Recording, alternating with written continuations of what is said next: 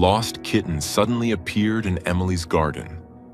The poor animal had apparently followed her cat inside, as if it knew to seek help where it smelled safety. When Emily caught him, he was a bit scared and panicked, wanting to find a place to hide. But in his eyes was anticipation and pleading. Emily's family thought they were saving a stray. Then the vet took one look at the animal and said, "This isn't a domestic kitten," and warned that keeping it was illegal. Now Emily must turn her home into a hush-hush quarantine, keep curious neighbors and cameras away, and make the hardest choice a rescuer ever faces. Even a small mistake could result in the animal being euthanized. Before we start, hit the like button and make sure to subscribe if you haven't, and hit that notification bell so that you won't miss any new stories. The first thing Emily Carter noticed was the silence. It was late April in a small town outside Asheville, North Carolina, the kind of place where mornings smelled like damp earth and cut grass, and the evenings carried the faraway lullaby of crickets. Emily had been wiping down the kitchen counter when she realized she hadn't heard the usual soundtrack of her home. No thump of paws on hardwood, no annoyed meow in the hallway, no impatient scratch at the back door. That was unusual, because Milo never missed a chance to be dramatic. Milo was Emily's porch supervisor, a compact white cat with a pink nose, pale green eyes, and an ego the size of a mountain. He sat in the window like a judge, slow blinking at the neighborhood dogs, issuing silent rulings on anyone who dared walk too close to the bird feeder. He had lived with the Carters for 8 years, longer than their youngest child, and he carried himself like the mortgage existed purely for his comfort. So when Milo didn't show up for lunch, Emily felt a pinch of worry. She set a small plate of kibble on the mat by the back door and called his name once. Then, twice. The third time, she stepped outside onto the porch, shading her eyes with her hand. The yard spread behind the house in a gentle slope, bordered by a scruffy line of pines and sweet gums. Beyond that tree line was a patchwork of woods and fields that belonged to no one Emily knew well. The kind of land that still held secrets. "Milo," she called again. A flicker of movement answered from the edge of the garden. Milo emerged first, strolling with the casual arrogance of someone who had been busy doing important work. His tail was held high, his whiskers forward.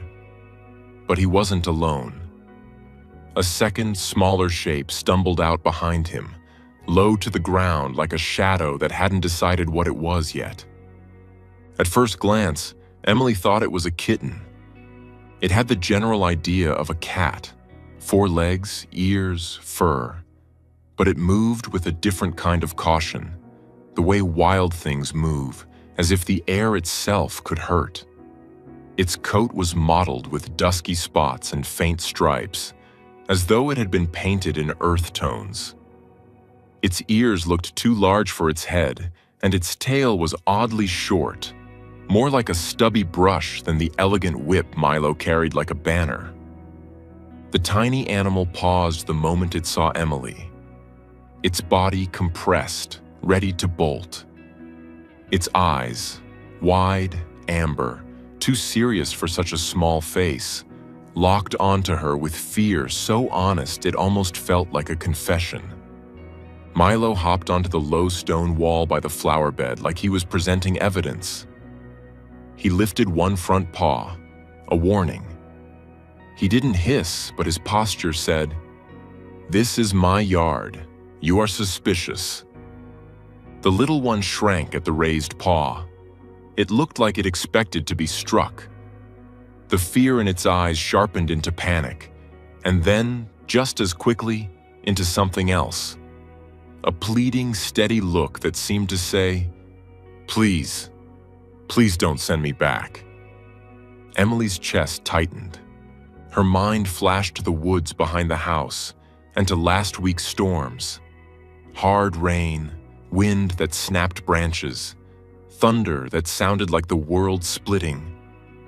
She imagined a den disturbed, a mother chased off, a litter scattered. She thought of how spring nights could turn cold fast when a tiny body had no fat to spare. The kitten, if it was a kitten, made a thin, strained cry. Not quite a meow. More like a question it was afraid to ask. Emily took one slow step forward, then another, keeping her voice low. "Hey there. Hey, sweetheart." The animal wobbled as it tried to retreat, but its legs looked shaky, as if hunger had hollowed it out from the inside. It searched desperately for a place to hide, found none, and pressed itself against the porch step, trembling. It looked too small to be that frightened and still be alive. Emily didn't think in those moments. She acted. She went back inside, grabbed a thick towel and a shallow cardboard box from the pantry, and returned to the porch as calmly as she could. She placed the box on its side with a folded towel inside. An instant cave. Then she crouched, holding the towel like a shield. "It's okay," she murmured, not sure if she was speaking to the animal or to her own racing heart. The little creature darted forward, then veered, trying to slip past her. When it realized it couldn't, it froze. Emily lowered the towel over its back with gentle firmness. It fought for one heartbeat, tiny paws scrabbling, a flash of teeth. But the fight was weak, fueled by fear rather than strength. Emily gathered it carefully, feeling how light it was, how fragile. Under the fur, the body was warm but thin. It made a sharp, high sound as she lifted it, then went still, as if surrendering to the idea that whatever happened next couldn't be worse than what it had already survived. Milo followed Emily into the kitchen, tail twitching. He didn't look pleased, but he also didn't run away. He watched like a guard. Emily set the small animal into the box, leaving the towel partially draped so it felt enclosed. The creature curled instantly, trying to become invisible. Only its eyes remained visible, bright and fearful. Mark Carter came in from the garage at that moment, carrying a bag of potting soil. He took one look at the box and stopped. "What in the world?"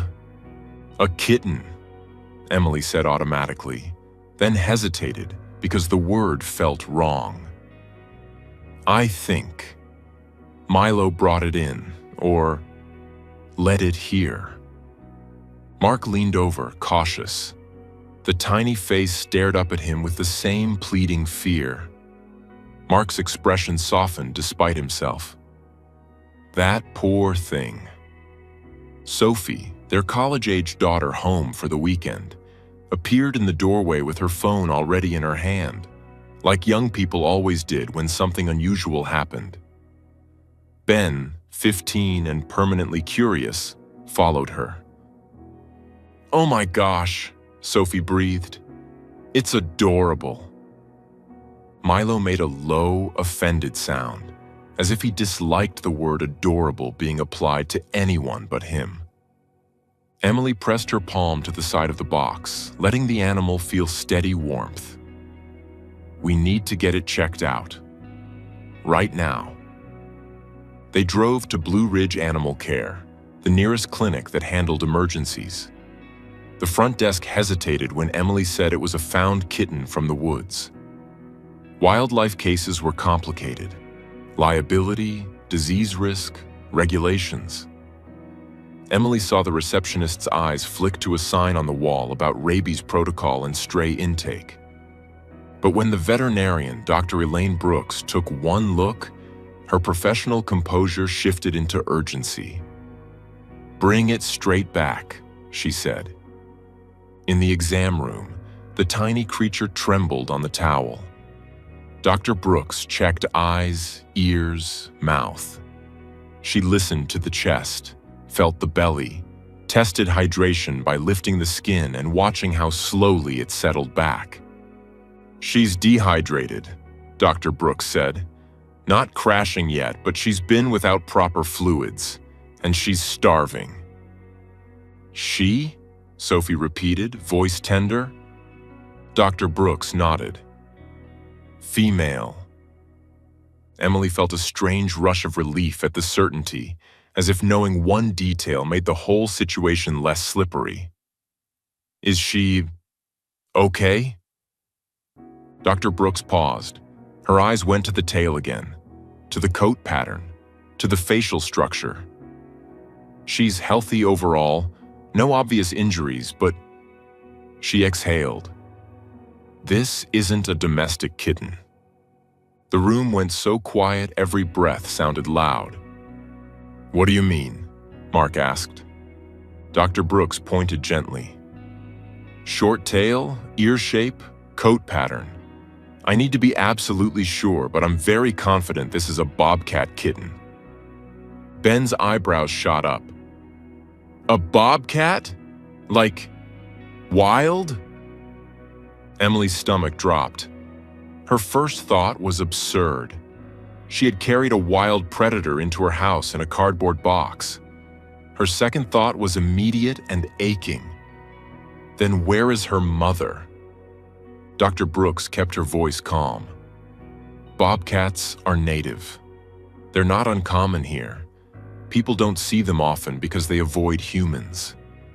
If this baby is alone, something likely happened to the mother.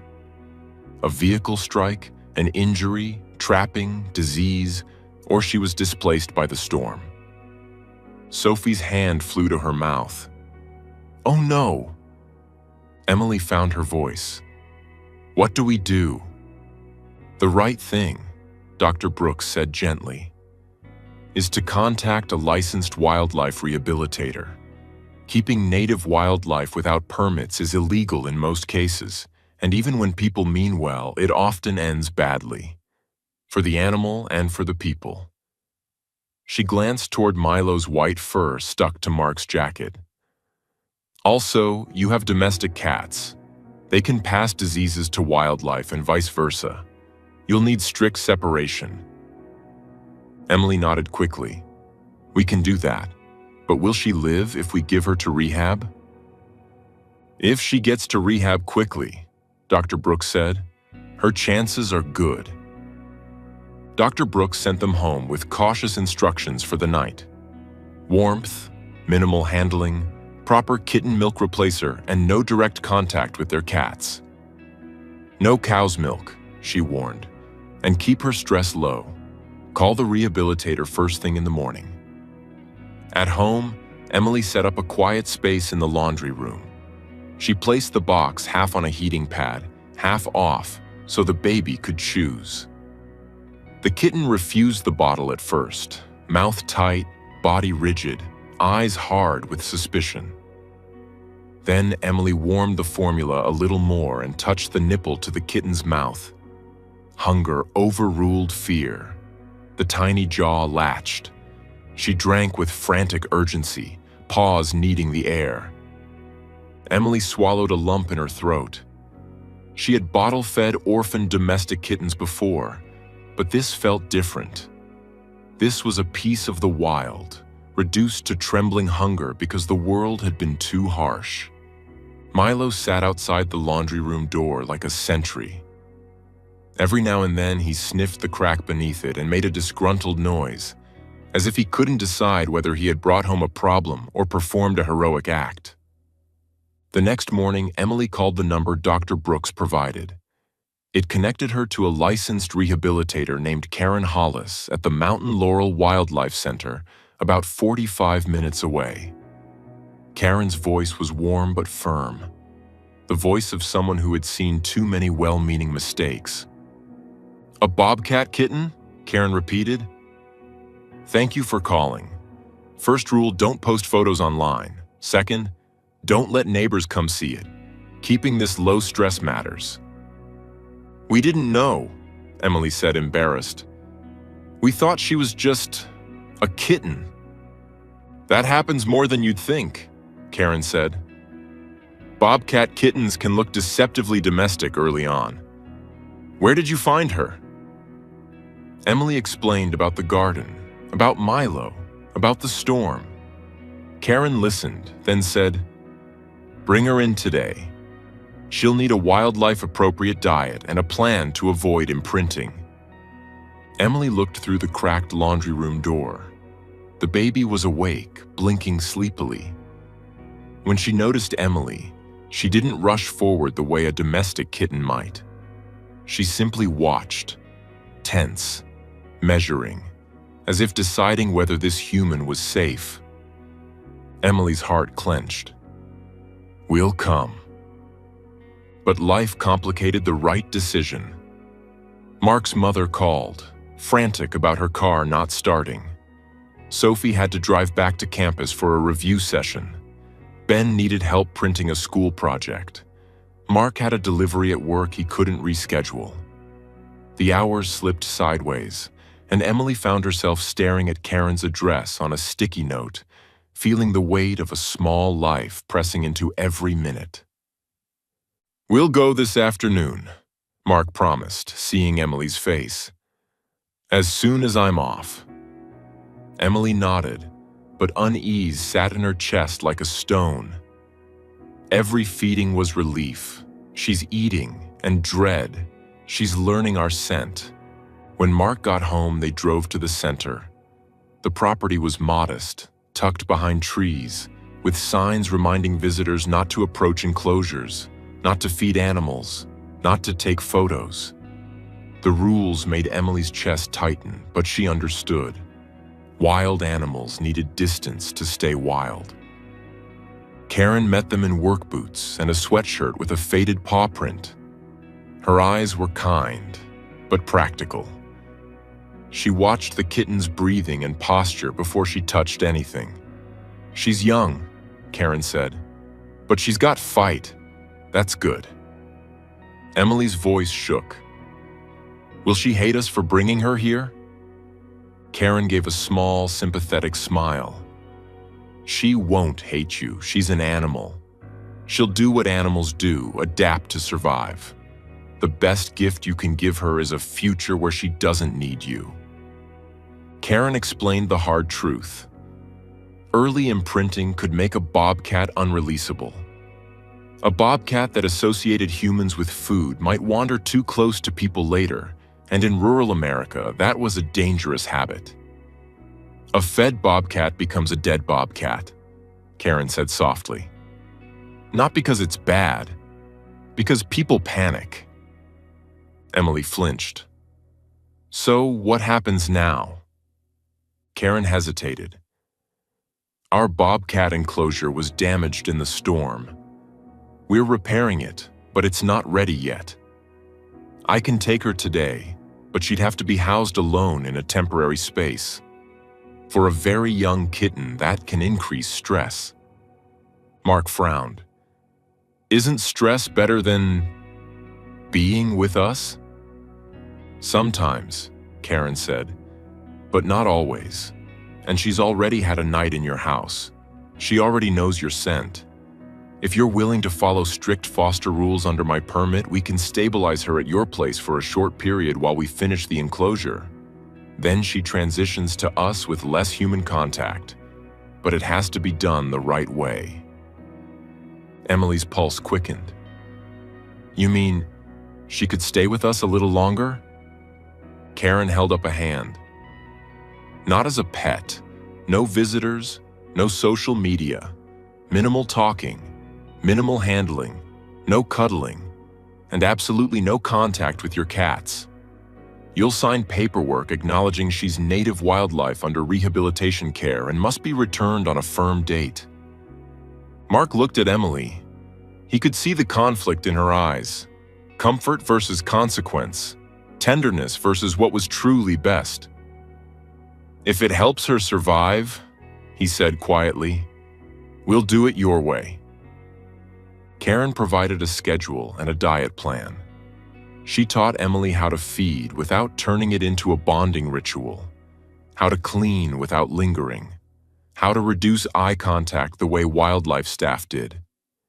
She provided gloves, disinfectant guidance, and a list of warning signs: diarrhea, lethargy, refusal to eat, labored breathing, sudden aggression. She also reminded them, again, that the goal was not friendship. The goal was freedom. Before they left the center, Karen walked them through the paperwork like a teacher who refused to let a student fail. She explained, gently but plainly, that in North Carolina, native wildlife is protected, and rehabilitation is regulated for a reason. If a neighbor reported a pet bobcat, the outcome could be confiscation, fines, and, worst of all, an animal euthanized simply because it had been raised wrong. Emily listened with her stomach in knots and signed her name with a hand that didn't feel steady. On the drive home, Mark still called County Animal Control just to double-check they were doing everything by the book. The dispatcher was polite but blunt. "We don't take bobcats. That's wildlife resources." She gave him a number, and a calm voice on speaker confirmed Karen's instructions. "Keep the kitten contained, keep the public away, and follow the rehabilitator's plan." When Mark hung up, he glanced at Emily and nodded once. "Okay," he said quietly. "No guessing." Doing it the right way meant the household had to change. Emily taped a bright note on the laundry room door. "No entry, quiet." Ben's friends weren't allowed inside. Sophie wasn't allowed to show pictures to roommates. Mark reminded them that one excited post online could spread faster than good sense, and that people who feared predators would call authorities before they asked questions. It felt strange to treat compassion like a secret, but Karen had been clear. Secrecy protected the kitten. Emily kept a small notebook and turned it into Juniper's chart. Every feeding time, every ounce gained, every bowel movement, any cough, sneeze, or odd behavior. It wasn't romantic work. It was steady, unglamorous care, exactly the kind that saved lives. And when exhaustion crept in, Emily reminded herself that wild mothers did this too. Alone, in the dark, with no promise of help. If a bobcat mother could endure for her kittens, Emily could endure for one. There were close calls.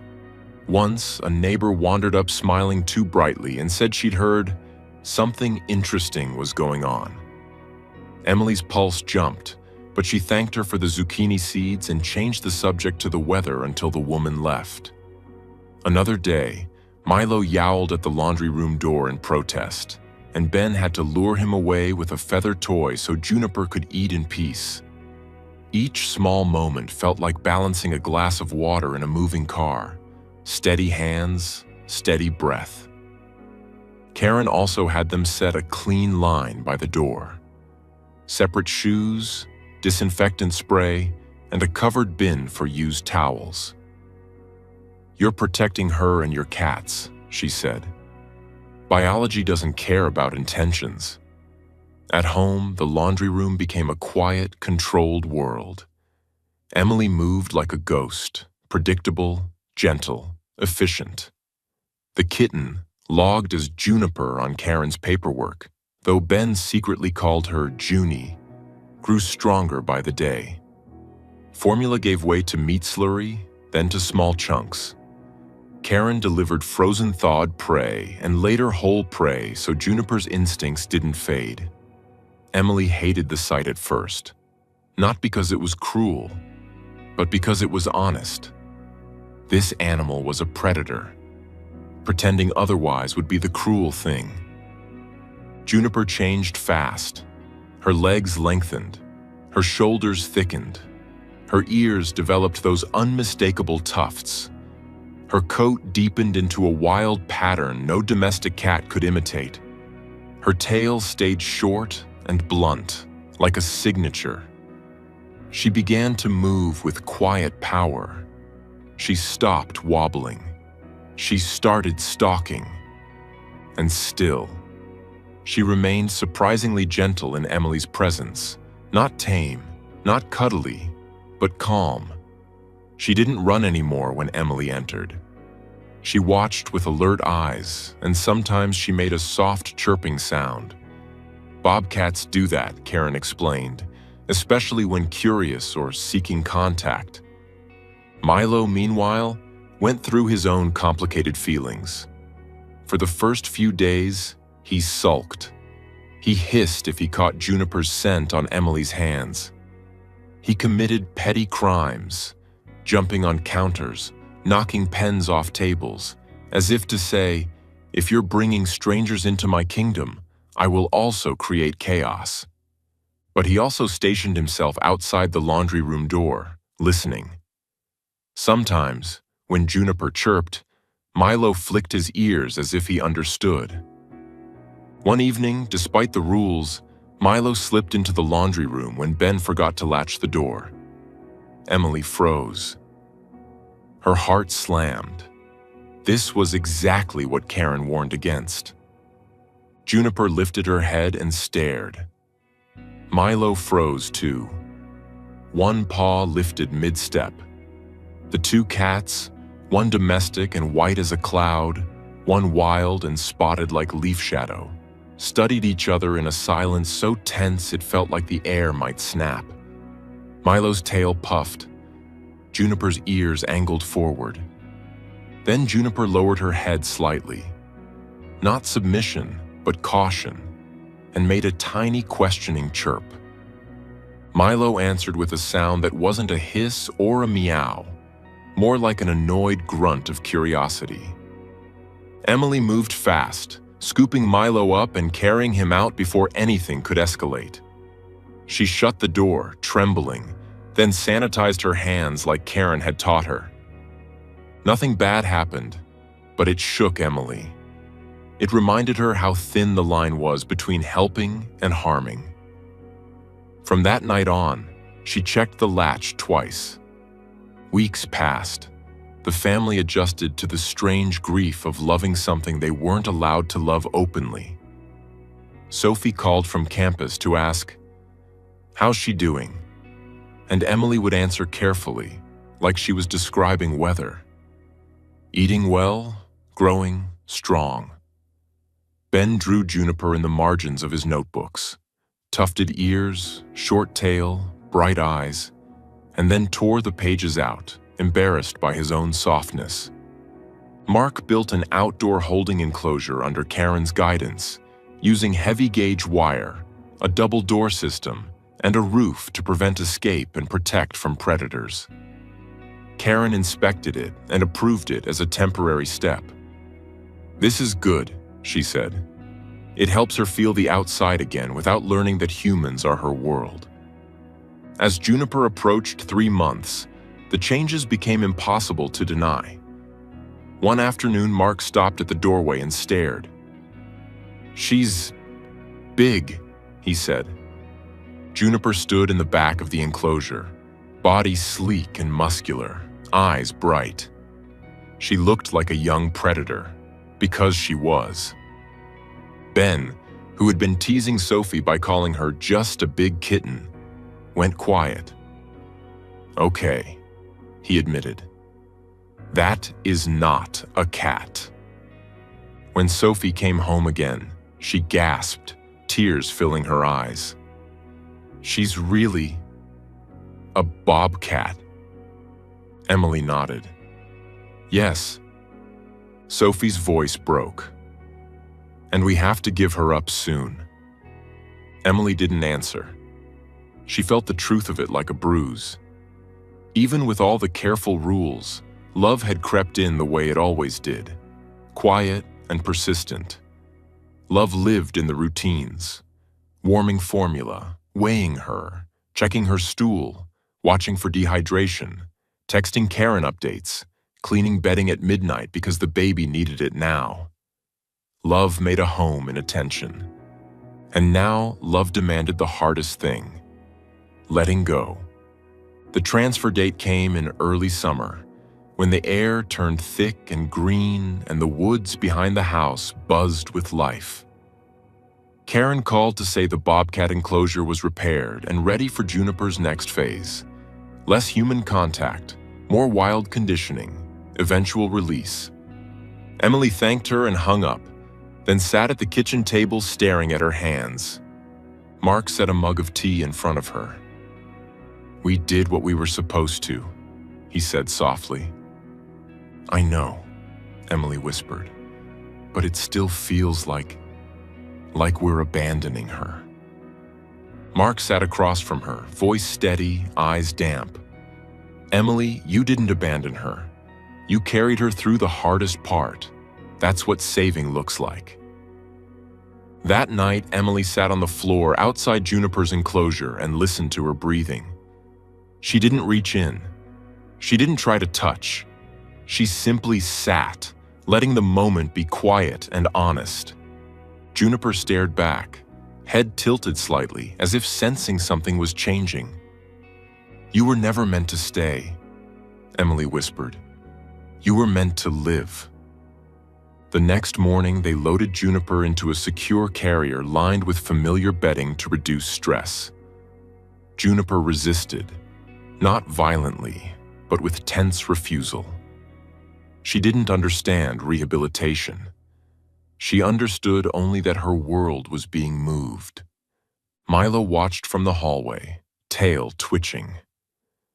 When the carrier door clicked shut, Milo made a low sound, almost a protest. He followed Emily to the front door and stood there, shoulders squared, as if guarding the moment. Emily knelt to scratch behind his ears. "You did good," she murmured. "You did something brave." Milo blinked slowly, then sat, watching them leave. At the rehabilitation center, Karen met them with calm readiness. She spoke softly through the carrier in the low-tone wildlife workers used to reduce stress. "She looks great," Karen said, and Emily heard real approval. "Strong, alert, exactly what we want."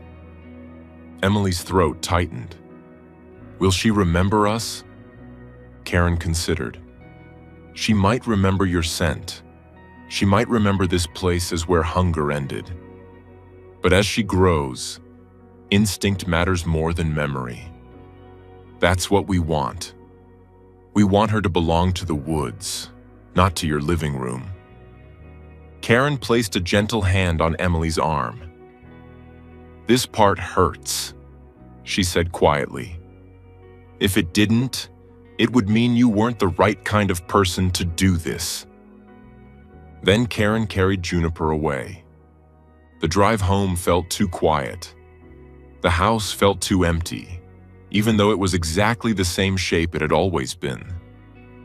Emily found herself pausing outside the laundry room door as if she expected to hear a chirp. For days, the ache came in waves. Mark fixed small things around the house to stay busy. Ben threw himself into summer work. Sophie called often, her voice tight. Milo sat by the back door more than usual, staring out as if waiting for someone. Karen sent updates. Juniper transitioned to a larger, more natural enclosure with visual barriers and minimal human presence. She learned to hunt live prey. She learned to avoid people. She learned that hands no longer meant food.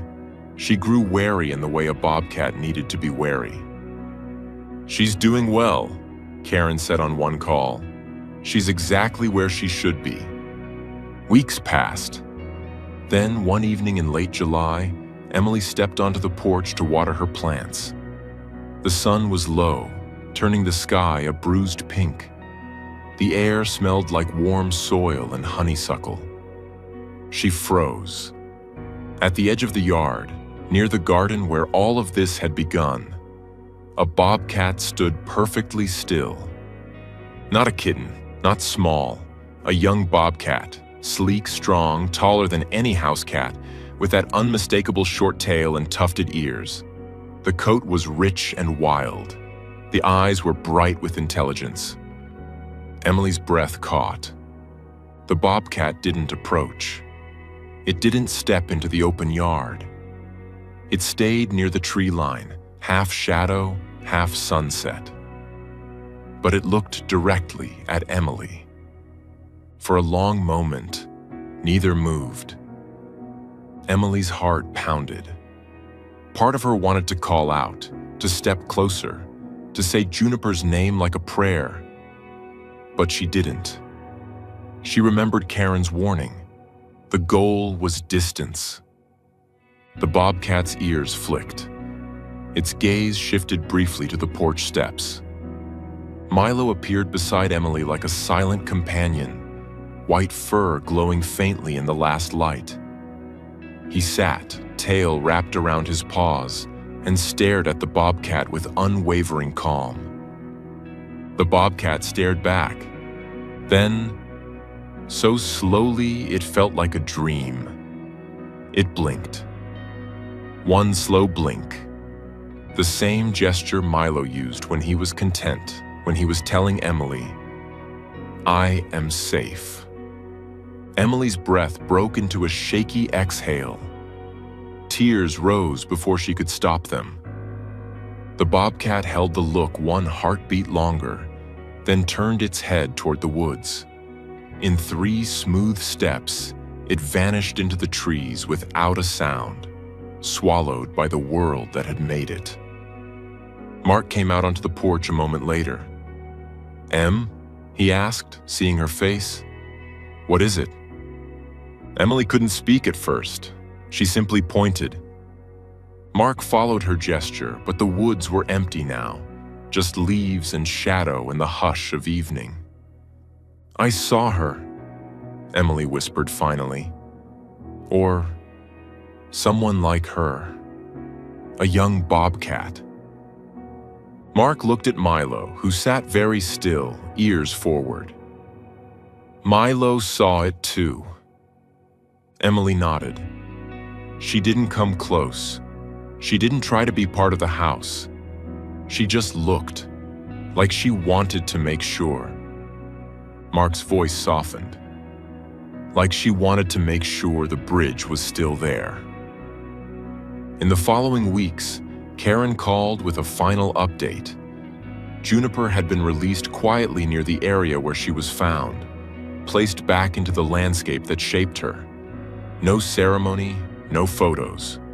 Just a carrier door opened at the edge of the woods and a young bobcat stepping out into her own life. Emily listened, eyes closed, and pictured it.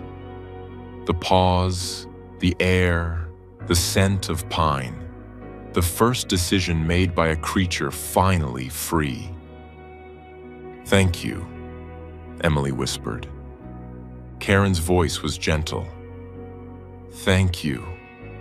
People like you make the difference between a tragic story and a second chance." That night, Emily sat on the porch steps beside Milo. Fireflies drifted over the yard like tiny lanterns. The woods breathed in the distance, alive and unknowable. Milo leaned against her shin, warm and solid. Emily rested her hand lightly on his back, careful not to turn the moment into anything grand. "You brought her home," she murmured. "Not to keep her, just long enough." Milo blinked slowly. Emily understood then what had shocked her family months later. The stray kitten wasn't a kitten at all. It was the wild, asking for help in the only language it could. And the miracle wasn't that a bobcat became gentle in a house. The miracle was that a family managed to love her without claiming her, managed to save her without stealing her future. Because kindness isn't about keeping what you rescue. Kindness is about giving it back to life.